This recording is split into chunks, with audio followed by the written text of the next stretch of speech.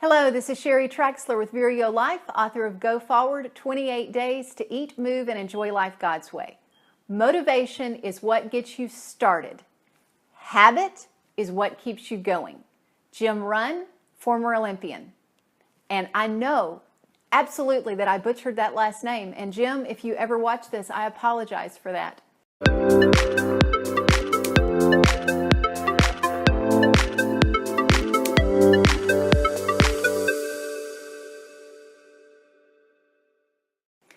We're going to talk about motivation versus habits.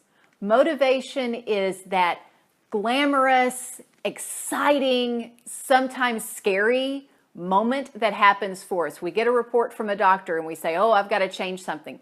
Or something a little more pleasant is, oh, I'm going on a hiking trip and I need to be able to have the stamina to do that.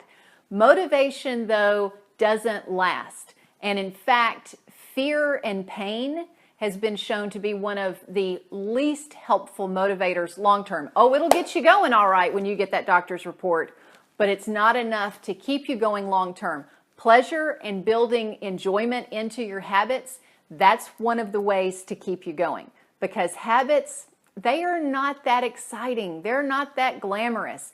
And that's often what happens, is that people get motivated because an event occurs or they have a goal that they want to reach and they're all excited about it at the beginning.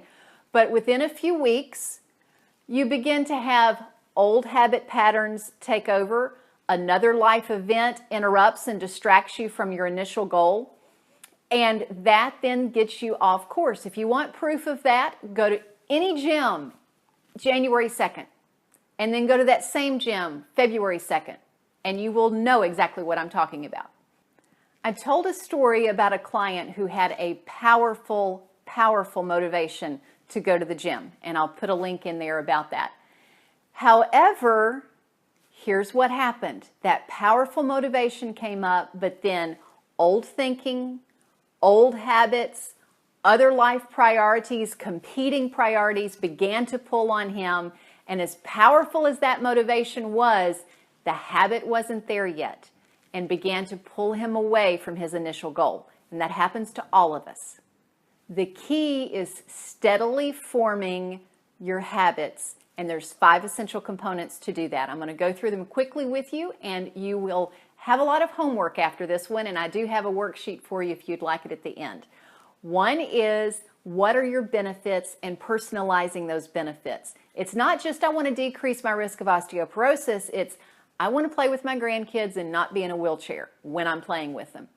Second, after you personalize all of your benefits, is overcoming your barriers. List out all of your barriers, and whether they're mental barriers or physical barriers, time barriers, conflicting priorities, begin to overcome those barriers one at a time. Third, get support. Who can support you in your goal? It doesn't even have to be someone who walks with you on a regular basis if walking is your goal. It can be just somebody texting you saying, how'd your walk go today? Oops, I didn't get it in. Or, oh, thanks for the reminder. I'll go get that in right after dinner. A fourth one is enjoyment. What can you do to make this activity more enjoyable? One of the goals for me that I struggle with is meditation, and making myself take the time to quiet and meditate. So I've had to find ways to make that more enjoyable for me, as well as all of the other benefits and barriers and support for that. The fifth is a term called self-efficacy, but we're just going to call it self-confidence around this particular habit. And I talked a little bit about self-efficacy in another video recently.